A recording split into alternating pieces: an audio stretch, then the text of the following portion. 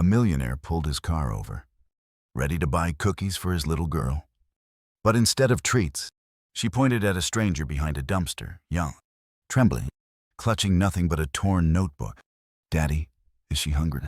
The girl's innocent question cracked open a chain of events no one could predict. A stranger at the table, a secret in the pages, a love tested by betrayal, scandal, and one impossible choice. This is how a single question changed everything. Snow glazed the streets of Ashrid, Massachusetts, on Christmas Eve. Lights wrapped every lamppost. Red and white ribbons glimmered in the frost. Inside the black SUV, 6-year-old Lila Caldwell smeared her mittened hands across the window. "Daddy, you promised cookie," she whined, her voice muffled by the fogged glass. Ethan Caldwell rubbed his temples, eyes catching the clock on the dash. 6:32 p.m. Ma. Crowds rushed past with paper bags of pies and boxes of gifts, laughter spilling into the night. He sighed, steering toward Ember and Crumb, a bakery glowing like something pulled from a snow globe. Warm light spilled onto the snow. Dusted sidewalk. Ethan reached for his coat. That's when Lila piped up again, her little finger pressing against the window. "Daddy, who's that lady?" Just beyond the dumpster, a figure hunched low. A woman, maybe early 20s, blonde hair tangled under a knit cap. Her coat was thin, her hands bare, and she clutched something to her chest like it was the only thing keeping her alive. Ethan froze. He opened the door, snow crunching under his shoes as he stepped into the wind. "Excuse me," he called carefully. "What are you doing back here?" The woman turned, startled. Her face was pale, features sharp but softened by tired eyes. "I'm not stealing," she said quickly, like it wasn't the first time she'd had to say it. I'm trying to get by." Ethan noticed the object in her arms. Not food, not a bag, a battered notebook. Corners torn, pages poking out like frayed feathers. He squinted, realizing they were filled with handwriting. "It's just recipes," she muttered, hugging it tighter. "It's all I've got." Before Ethan could answer, the car door slammed. Little boots stomped in the snow. "Daddy, it's freezing." Lila ran toward the scarf trailing behind. She stopped, eyes wide at the stranger. "Are you hungry?" she asked softly. The woman blinked, caught off guard. Ethan stepped closer, protective, but his daughter wasn't afraid. She reached out her mittened hand. "Come eat with us," Lila said simply. Ethan's throat tightened. He lived by plans, meals, meetings, even grief. But his daughter's words rewrote everything in an instant. The woman hesitated, disbelief flickering in her eye. Snow fell harder, tapping against parked cars. Ethan heard his own voice before he could stop it. "Come on, let's get you warm." The woman clutched the notebook tighter, nodding once. She slid into the SUV. Lila scooted over, tucking her blanket around the stranger's shoulders. "My name's Lila," she whispered. "Thank you," the woman breathed. Her name, Ethan would learn later, was Maren. The SUV rolled through iron gates, tires crunching along a curved drive. Ahead, tall windows glowed gold, stone columns rising like guardian. Maren stared through the glass, breath fogging her reflection. She'd only ever seen houses like this in storybook. "Come on." Lila skipped up marble steps, turning back with a grin. "We'll make cookies."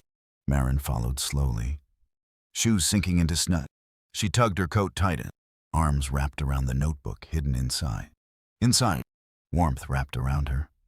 Hardwood floors shone, ceilings stretched high. Photos lined the wall. Ethan with a woman whose smile was gentle. A baby Lila smashing cake with frosting on her cheek.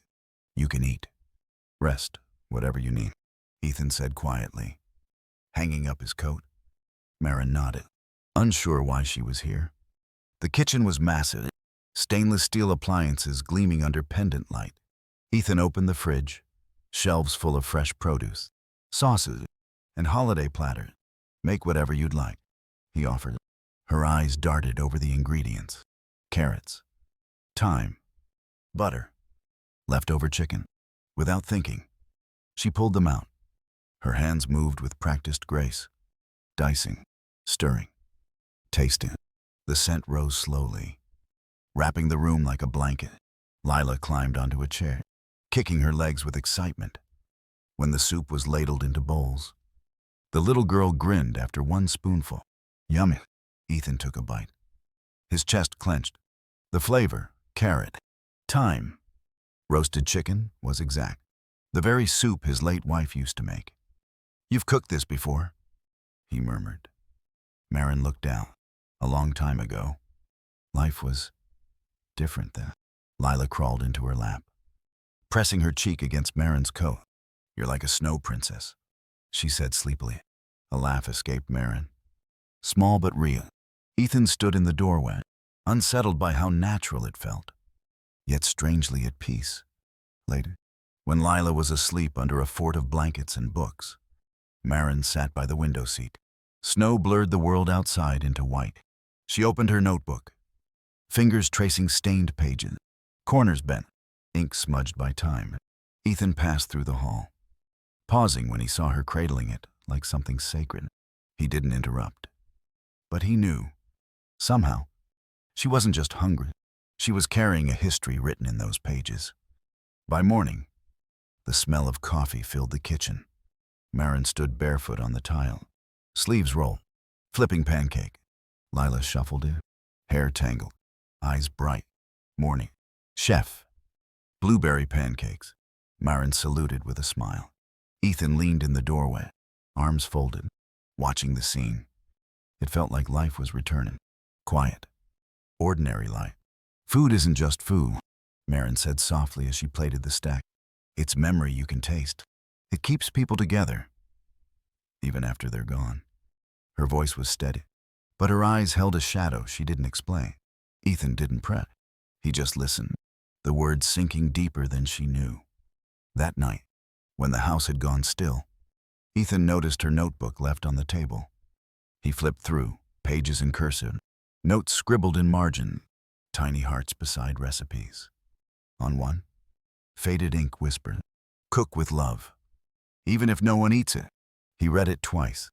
Then again, the words echoed in his chest, louder than silent, and he began to realize this stranger at his table was holding more than recipes. She was holding the missing warmth his home had been craving all along. But he had no idea yet that warmth was about to be tested, and the past she carried was far heavier than he imagined. Morning light slipped across the kitchen tile like a soft tide. Ethan set 2 mugs down, steam curling in ribbon. Maren stood at the counter, thumb smoothing a wrinkle in the old notebook. "I should say thank you," she murmured without looking up. "For last night, for letting me cook." "You didn't just cook," Ethan said. "You brought the house back online." She glanced up, unsure if it was a joke. A tiny smile appeared, then faded. "That's the nicest way anyone's ever described soup." They ate quietly, forks against plates, the clock ticking like a metronome. Lila colored candy canes at the table, humming under her breath. Snow sifted down outside, the world on mute. After dishes, Ethan motioned toward the hallway. "There's something I want to show you." He led her to a wall of frames she had noticed but avoided. He stopped at a photo lower than the rest. Grace stood in a white apron, arm wrapped around a younger woman in a black cap. Stainless steel gleamed behind them, a banner on the wall reading, "Community Kitchen at Willow Block." Maren's breath caught. She stared, blinking slow. "That's me." "You knew Grace?" Ethan asked, voice careful. "I was a volunteer," she said, fingers trembling near the glass, but not touching. "On Tuesdays, she taught me to dice onions without crying." Ethan swallowed. "She taught me to tell time by the oven light." Maren laughed through her nose, a quick shimmer that vanished. "She told me once, if you can't feed 100, feed one." "She said that to everyone," Ethan said softly. "But she meant it different each time." The room felt warmer, even with the draft along the baseboard. Some part of the past slid into place, like a chair pulled back to the table. Not everything lost stayed gone. Back in the kitchen, Maren drew a breath that sounded braver than it felt. "You asked who I am." I should answer properly. Ethan nodded, waiting. He did not push, and the space he left became an invitation. I trained line at Forge and Vine, she said. Youngest on the station. I lived on espresso and adrenaline. She brushed the edge of her notebook. I had a dish no one was doing. Citrus on smoke. Bitter zest against sweet start. It sang. There was a sou on salad. She continued. Older. Louder. He praised me in front of everyone. Then borrowed my note. Borrowed became owned. Ethan's jaw set. Then loosened. What did you do? I told the exec, she said plainly. He smiled like a knife and said I was confused. Her mouth crooked. Not a smile. 2 weeks later, that Sue competed on TV with my dish. He changed just enough to call it his. You called him out. I did, she said. And the articles called me a thief. Aloud. Ungrateful nobody with a sob story. She tapped the notebook. This was the only thing they couldn't take, so I slept with it under my coat. Silence spread. Not empty, but full. The coffee machine clicked off. The house held the sound. Ethan set a hand on the counter. Steady. I've had doors shut in my face, but never my name dragged. I'm sorry. I'm not asking for sympathy, Maren said. Tone even. I'm asking to stand where no one yanks the floor. You're standing, he said. And you're not alone. She exhaled, the tension leaving in layers. I don't know what happens next. Breakfast happens next, Ethan said, nodding toward the pantry. Then I have a thing in town. Board meeting. If you're comfortable here, stay. Comfortable is a big word, she said. But today, I'll borrow it. When she headed upstairs to shower, Ethan opened the notebook. He thumbed to a torn, soft page labeled Mama's Sunday Pot Pie. The fold was almost a scar. He studied it like a map. An hour later, in a quiet restoration shop on Brookline Avenue, he slid the notebook across a counter. Can you save this page without erasing the year? The owner, a woman with silver hair and ink, stained fingers, peered over her glasses. We don't erase years here. We teach them to behave. Ethan smiled. The first real one in day. Perfect. Back home, North Star Pantry's board gathered in the library. Coats draped on chairback, phones face down but buzzing anyway. Snow fell harder, muting the windows. Harold Pike, blazer crisp, cleared his throat. Ethan, the headlines aren't good. You're trending for the wrong reason. Ethan folded his hand. Headlines don't feed people. Sloan Mercer leaned forward, nails tapping the armrest. Optics feed donor. Donors feed people. Ethan held her gaze. I started North Star to solve hunger, not to reinforce distance. We love mission, Harold said smoothly. We also love stability. A photo of a young homeless woman at your front door raises questions. Ask me, Ethan said. Don't answer for me. Sloane's eyebrow lifted. Who is she? Someone who can cook a memory into a bowl, he said. Someone I won't throw to wolves to calm a hashtag. Harold steepled his fingers. You sound emotional. I sound human, Ethan replied. It's a useful condition in this line of work. Sloane exhaled. We'll need a statement. Keep it bland. Keep it brief. I'll keep it honest, he said. Honest is brief. They shifted, dissatisfied but out of runway. Harold gathered his papers. We'll revisit next week. People will still be hungry next week, Ethan said. We'll revisit them every day. The door closed on a murmur of cologne and caution. Ethan stood a moment longer, listening to the old house settle. He wasn't angry. He was anchored. There's a difference. In the afternoon, the restoration shop called. He's ready, the woman said, voice worn. Careful with the edges. They remember. Ethan drove through thickening flurries, lights smearing into gold streaks. He picked up the notebook like it might breathe. The repaired page lay flat under a thin sleeve. Ink darkened, but still hand. Back at the house, he found Maren at the kitchen table with Lila. They were cutting stars from pie dough. Flour dusted the air like soft snow. I borrowed your book, Ethan said gently. I wanted to do right by a piece of it. Maren's hands still. He opened to Mama's Sunday pot pie. The rip was gone. The content intact, the margin note preserved. Chill the dough if the room is loud. Her eyes filled, not messily. She wrote that when I was 10, she whispered. Our apartment sat over a bar. Sundays were the only quiet we had. Lila reached out, tracing the sleeve with one finger. It looks like glass. It's a window, Maren said. A tiny laugh choking out. I can see her again. Ethan looked away to give the moment its own shape. Some memories deserve a second chance, he said. People too. Maren closed the book, holding it to her ribs. I've been given second chances that were really traps. This isn't one, Ethan said. Stay as long as you need to breathe. She nodded once, slow, as if testing the word in her chest. Breathing would be nice. The rest of the day moved ordinary. Lila sprawled in the den building a cardboard theater for stock. Shaped cookies. Maren simmered stock for dinner.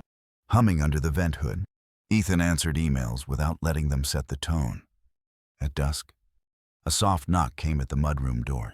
Mira Cho, a local food reporter with a camera bag and a quiet reputation for fairness, stood on the stoop. Sorry to drop by, she said. I'm doing a piece on holiday kitchen. A neighbor said yours is alive. Ethan hesitated, then opened the door wider. We're not a feature, he said. We're just cooking. Mira smiled. That's the feature. Maren stayed in the background. Wary.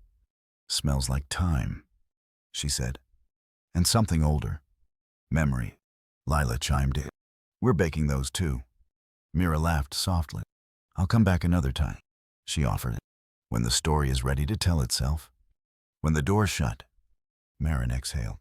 Reporters usually take before they ask. Not all of them, Ethan said. Some still listen. Night draped over the ridge. They ate by lamplight, the room warm enough to forget the world for a minute. Maren washed dishes after, sleeves pushed past her elbows. Water thrumming like rain on a root. She paused, glancing out the dark window. A shape moved near the fence, then vanished. She shrugged it off, turned back to rinse a plate. Ethan dried the bowls, stacking them in the cabinet. What's the line your mom used to say? He asked. Maren smiled sideways. If your hands are empty, cook like they're full. He repeated it under his breath, so it would find a home in his mouth. Cook like they're full. The house settled into quiet, a good quiet, a deserved quiet. Out front, fresh snow softened footprints and swallowed sound. Somewhere beyond the hedges, a lens regarded the glow in their windows, patient and cold.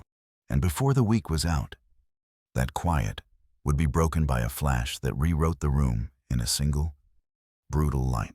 The first flash came without warning. A white burst across the front yard, followed by the sharp snap of a shutter. Maren jerked back from the window, hand flying to her chest. What was that? She whispered. Ethan strode toward the porch, but whoever had been there was already gone. Footprints dissolving in the falling snow. The house went still again, but the silence carried a weight. By morning, the story spread faster than the storm. Metroscope ran the headline, Millionaire hides homeless lover in mansion. The photos were cruelly cropped. Maren in her tattered coat, standing near Ethan's stone step. No context, no truth. Comments piled up online. Classic gold digger. She's aiming for the bank account, using the kid to get inside. Each word dug into Maren's skin like ice splinters. She stood in Ethan's stud, laptop screen glowing, eyes unblinking. I need to see it, she said, voice flat. You don't, Ethan argued, reaching for the lid. I do, she insisted. I need to remember why people like me don't belong here. That's not true, Ethan shot back. You belong because my daughter invited you. Because this house hasn't felt alive until now. Maren shook her head, clutching her notebook. This is your world, reputation, donors, the board. You can't afford scandal. I don't care what it looks like. You should, she said, her voice breaking for the first time. You built something honest. I won't be the reason people doubt it. She left the room before he could answer. Upstairs, drawers opened and shut in hurried rhythm. By the time Ethan climbed the stairs, she was zipping her thin coat, notebook already tucked under her arm. "Don't do that," he said. "I have to." Footsteps padded down the hall. Lila appeared, goggle-eyed and clutching her patch. "Up, Bear." "Where are you going?" Maren knelt, hugging the child fiercely. "Sweetheart, you are the best thing that's happened to me in a long time." "Then don't go." Lila sobbed. "Your family." Maren pressed her lips to the girl's curls. "Families don't always stay, but they leave love behind." Ethan's fists clenched uselessly at his side. "Maren, wait." The front door shut against him. Snow spun in spiral, swallowing her figure as she disappeared down the drive. By the time he burst onto the street barefoot, she was gone. Inside, Lila stood at the window, palm flat to the glass. She didn't even say goodbye to Bear. She whispered, tears sliding down her cheeks. That night, the house felt hollow. Every room echoed. No humming in the kitchen. No smell of broth simmering. Just cold. Lila pushed away her breakfast the next morning, spoon untouched. "Why didn't she love her?" she asked. Ethan swallowed hard. "She didn't. That's why it hurt." When the girl went to bed clutching her bear, Ethan wandered into the kitchen. He opened the fridge, staring at shelves he didn't know how to use. Then his eyes fell on the notebook Maren had left behind, resting on the counter as if it had chosen to stay. He flipped to a recipe marked with a heart. Carrot, thyme soup, his wife's favorite. The same soup that had made Lila laugh again for the first time. He rolled up his sleeves. Peeled carrots too thick, spilled broth on the floor, burned the thyme twice. Still, he kept going, imagining her movements, the way she stirred, the way she tasted without measuring. At last he set 2 bowls on the table. The soup was lumpy, salty, far from perfect. Lila climbed onto her chair, sniffed cautiously, then took 1 small spoonful. She paused, eyes widening. "It tastes like love," she said. Ethan's chest cracked open. He laughed through the ache, brushing a tear quickly away. "Not even close," he whispered. But Lila nodded, resolute. "It is, because you tried." The words settled into him, heavier than grief, lighter than hope. That night he couldn't sleep. He sat at the table with the notebook open, scanning shelters, food banks, church kitchens on his phone, names of places he hadn't seen in years. He dialed numbers, sent emails, drove through neighborhoods where people vanished without notice. For the first time in a long while, he chased something with desperation. Lila peeked around the corner, Teddy in her arms. "Daddy." He knelt, pulling her close. "We're going to find her, sweetheart." Her eyes shimmered. "And bring her home." "Yes," he promised. Voice steady. Snow pounded the windows that night. But inside, the vow burned like a lantern. Ethan knew he couldn't erase the damage, couldn't rewrite the headline, but he could fight for truth. Because some things aren't lost. They're just waiting to be found again. And before the year was over, that vow would lead him straight into a room filled with lights, cameras, and the one woman he couldn't let slip away twice. The ballroom of Edison Hall glittered under strings of golden lights. The smell of cinnamon rolls and fresh bread lingered in the air, mixing with perfume and polished wood. Ethan stood near the stage, his tie too tight, scanning the crowd instead of greeting donors. It had been a year since the snow, the photographs, the silence that followed, a year of searching alleyways and shelters, always returning home to Lila's question, "Did you find her?" And then there she was, at the far wall, half hidden in shadow. Maren, hair pulled into a braid, her old coat still clutched like armor. She looked thinner, wary, but her eyes caught his across the crowd. For a second, time locked. Then she turned, as if ready to vanish again. "Not this time," Ethan muttered.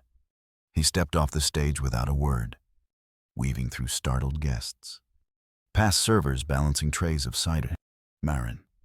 His voice carried, sharp against the murmur of violin. She froze, shoulders tense. He reached her, breath short. Without asking permission, He pulled her into his arms. Gasps rippled through the table. Cameras already lifting. I shouldn't be here, she whispered against his chest. You had to be, Ethan said firmly, because I need to do this in front of everyone. He pulled a small hardbound book from his coat, placed it in her trembling hands. The title gleamed.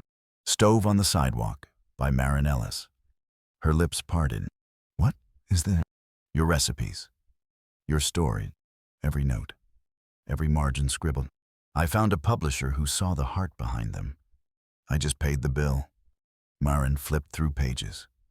There it was. The soup stained with oil. The pie marked with a heart. The line written in her mother's hand. Cook like your hands are full. Tears stung her eyes. Why would you? Because you didn't just save my daughter that night, Ethan said, his voice low but carrying. You saved me, too. The crowd had gone silent, but another voice broke through it, smooth and cutting. Well, drawled Damon Vale, the celebrity chef who once stole her dish. He rose from a nearby table, glass in hand. Look who's found her way back to the spotlight. Whispers surged. Phones tilted. Damon smirked. Careful. Caldwell. That cookbook might be more fiction than food. Maren stiffened, clutching the book. Ethan stepped forward, jaw hard. Say that again. I don't have to, Damon said smugly. The whole industry remembered. A plagiarist with a sob story. Before Ethan could answer, another figure moved, Mira Cho, the reporter from before. She lifted her phone, her voice steady. Funny you mentioned plagiarism, Damon, because I have something you forgot. She tapped her screen. Behind the stage, the projector flared to life. A video clip rolled, grainy. Timestamp, but clear. Damon in a prep kitchen, taking a paper from an assistant. The margin note was visible, scrawled with a heart and the initials M. Gasps filled the hall. Damon's smile cracked, his face paling as the clip played on, him whispering, change it a little so no one notices. Maren's hand flew to her mouth. The room erupted, shout, phones snapping, some guests rising to their feet. Damon sputtered. Words drowned in the wave. Ethan took the microphone from the stage. His voice cut clean through the chaos. You all came here tonight to talk about hunger. Let's not forget, the real crime isn't a stolen recipe. It's when we let pride matter more than people. He paused, eyes sweeping the room. I didn't build North Star Pantry for investors. I built it because no child should look in a trash can for dinner. And if my reputation is the price for standing with Maren. Applause broke like thunder. Some clapped hesitantly, others fiercely, but the tide had turned. Maren stood frozen, the cookbook pressed to her chest. Lila appeared from the wings. She had been waiting, restless in her little holiday dress. She ran straight to Maren, hugging her waist. You came back, Lila whispered. Maren bent low, voice shaking. I shouldn't have left. Ethan reached for both of them, his voice cracking under the weight of it. Come home, both of you. Maren shook her head, tears spilling. People still talk. I still don't fit in your world. Then I'll build a new one, Ethan said simply. One where you belong, one where truth belongs. The hall erupted again, applause, cheering, flashes of cameras. But Ethan only saw her face, wet with tears, struggling to believe. The violinists picked up their bows again, music swelling back into the air. Above them, lights shimmered like stars scattered across a black sky. For the first time in a long time, Maren let herself lean forward, not into pity, not into fear, but into the possibility of being seen. She whispered, almost to herself. Maybe some memories do deserve a second chance. Ethan held her tighter, eyes burning. Not just memory, people. The hall blurred into clapping hands and clicking shutters. But for them, the world had narrowed to one truth. They weren't standing alone anymore. And as snow began to fall outside, dusting the city in silver, the story wasn't ending here. It was only gathering strength, leading toward a night when the promise made in a crowded ballroom would finally be fulfilled. The garden behind Prospect Ridge glowed with lanterns, strung through bare branches. Snow dusted the ground, but laughter rose warm as spring. Folding chairs lined a narrow aisle, beneath an arch twined with ivy and fairy lights. Ethan stood waiting, suit slightly wrinkled, his tie crooked. Lila had insisted on tying it herself. His eyes searched only one place. And then Maren appeared, a simple ivory dress brushing the snow, hair loose with a sprig of rosemary tucked behind her ear. The guests, neighbors, volunteers, friends from shelters, rose together. Lila skipped ahead of her, tossing petals from a wicker basket. "Mommy's getting married," she declared proudly. And the crowd chuckled through their tears. Maren reached the art, heart hammering, her gaze locked on Ethan's. "Steady now. Not running," he whispered, so only she could hear. "You're home." Their vows were quiet, words written late at night over mugs of tea. "I don't promise easy days," Ethan said, "but I promise this house will never go silent again." Maren's voice trembled but held. "I don't promise perfect meals, but I promise to keep cooking, because love tastes better shared." When the officiant nodded, Ethan kissed her under the arch. Lila clapped her mittened hands, shouting, "Yay!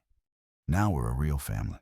After the ceremony, no chandeliers or crystal glasses, just long wooden tables set in the snow. Pots of stew passed from hand to hand, apple cider steaming in tin mugs. Volunteers from the hearthrug, their community kitchen, sat shoulder to shoulder with bankers and bakers. Maren moved through the crowd like sunlight, hugging children she'd once fed, greeting teens she now mentored. She leaned down to a shy boy who asked, "What if I mess up the recipe?" She smiled. "Then you add a potato, or a little more thyme. Mistakes aren't the end. They're just the next ingredient." Inside the house, a wall above the fireplace held a new frame. Behind glass rested the final page of her mother's notebook. Edges worn, but words clear. "If your hands are empty, cook like they're full." Beneath it, Ethan had placed a small plaque. "Even from hunger, love can grow." Later, after the guests had gone, the three of them sat at the table still sprinkled with crumbs and candle wax. The Christmas tree glowed in the corner, ornaments handmade from dough and glitter. Lila curled in Maren's lap, eyes heavy. "Best Christmas ever," she mumbled. Maren kissed her forehead. "The best is still coming." Ethan cleared plate, humming off key, pausing to watch them like a man memorizing a scene he never wanted to lose. He set one last dish on the counter, then crossed back to the table. "You know," he said softly, "this all started with one question. A little girl in the snow asking if someone was hungry." Maren looked down at Lila. Sleeping now, breath even and small, her throat tightened. "Sometimes one question can change an entire life." Ethan slid his hand over hers. "Sometimes one question can give it back." Outside, snow kept falling, steady and quiet. Inside, warmth lingered in every corner, the kind you can't fake, the kind you only find once you stop running. And in that moment, it was clear. This wasn't just a happy ending. It was the beginning of a home, born from hunger, built on second chances, and held together by love that refused to let go. Thank you for spending your time with this story of second chances and unexpected love. If it touched your heart, don't forget to like, share, and subscribe so more people can find hope in these moments. We'll be back with more stories to inspire you. Until then, take care, stay kind, and may warmth always find its way to your home.